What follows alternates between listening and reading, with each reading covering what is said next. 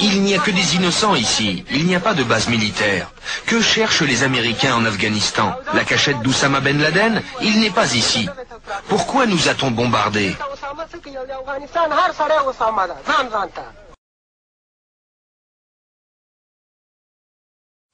Environ 200 personnes ici sont mortes. L'Amérique nous demande de livrer Ben Laden, mais vous savez, en Afghanistan, nous sommes tous Oussama Ben Laden.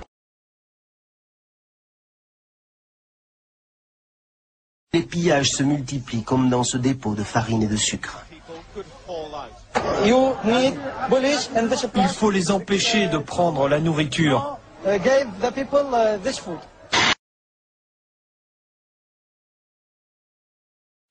Oui, on a l'autorisation. Les Britanniques nous ont dit qu'on pouvait se servir.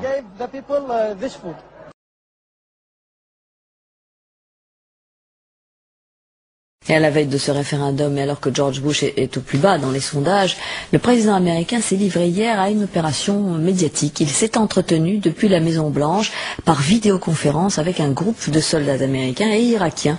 Une intervention qui suscite bien des polémiques, comme nous l'explique notre correspondant Gilles Boulot. Ce devait être un dialogue improvisé entre le président des États-Unis et une dizaine de soldats américains stationnés en Irak. Diffusée en direct à la télévision, cette vidéoconférence avait toutes les apparences de la spontanéité.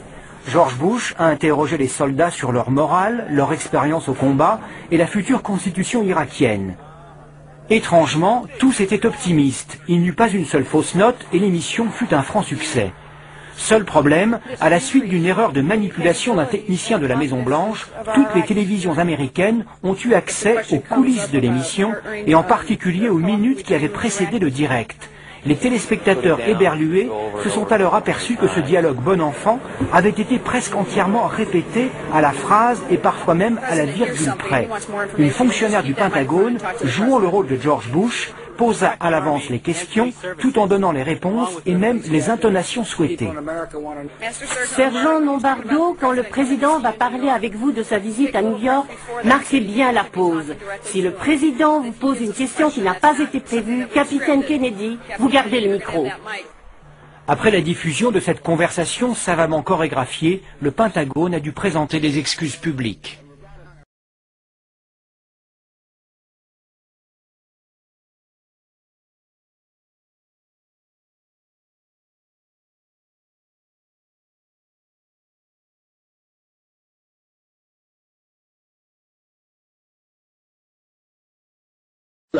Aujourd'hui, pour séduire les jeunes, l'armée a une nouvelle arme de propagande, un jeu vidéo.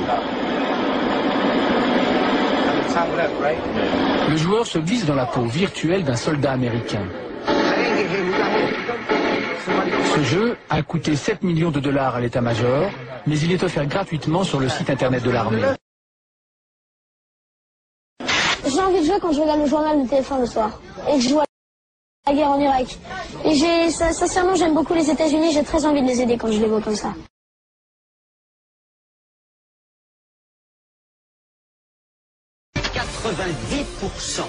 Je dis grosso modo, de la presse française est possédée par, grosso modo, 3 personnes, 3 groupes. Monsieur Lagardère, Monsieur Dassault et Monsieur Bouygues.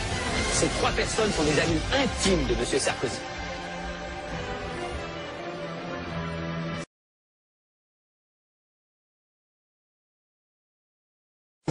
Nous venons de recevoir les images de cette première attaque terroriste contre les forces américaines au Koweït.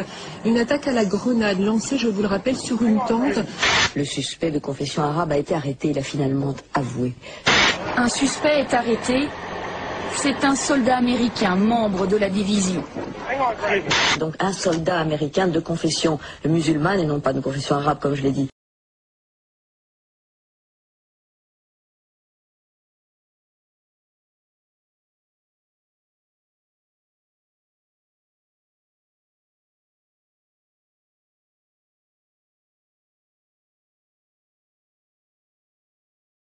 Les Français sont, bon, 53% avec nous, c'est bon, mais trop. 33% avec l'Irak.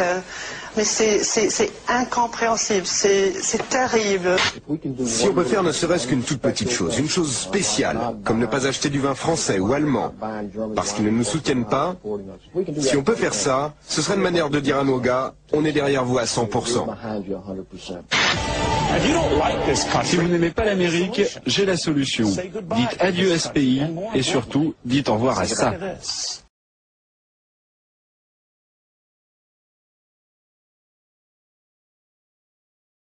Tony Blair a rendu public il y a quelques jours un rapport apparemment accablant sur les armes de destruction massive détenues par l'Irak.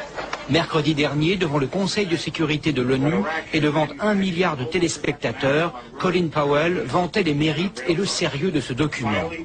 Quelques heures plus tard, le scandale éclate lorsque la presse révèle que ce fameux rapport est un vulgaire plagiat, la photocopie avec faute de frappe d'origine d'une thèse rédigée par un étudiant californien. Les chiffres cités datent de 1991 et n'ont plus aucun rapport avec la réalité actuelle.